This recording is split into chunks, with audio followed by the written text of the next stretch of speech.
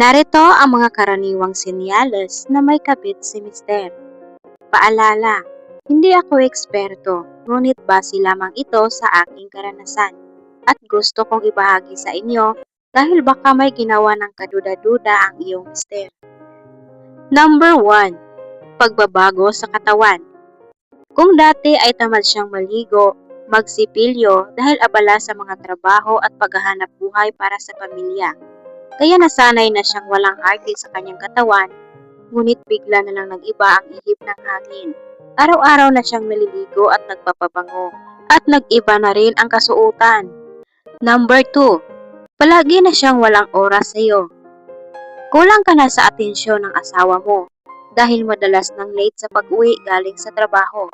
Kapag nakauwi ay diretso tulog at hindi ka na nilalambing. Number 3. Pagiging lihim sa gadgets. Laging hawak ang cellphone kahit nasa bahay. Nagpalit ng password o biglang ini-off ang screen kapag lumalapit ka.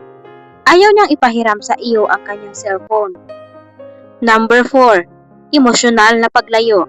Nagiging malamig na siya sa iyo, madalas magalit kahit wala kang ginawang mali sa kanya at walang ganang makipag-usap.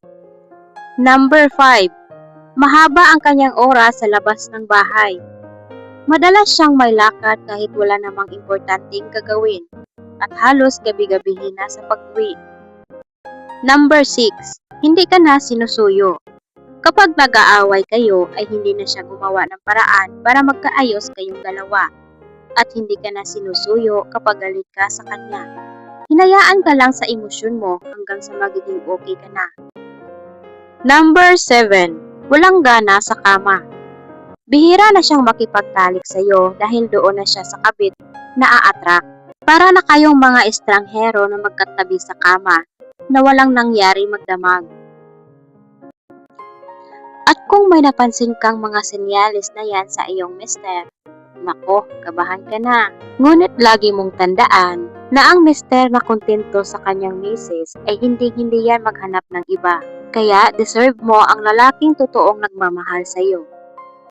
At kung nagustuhan mo ang video na ito, paki-like at mag-subscribe sa aking YouTube channel. Maraming salamat!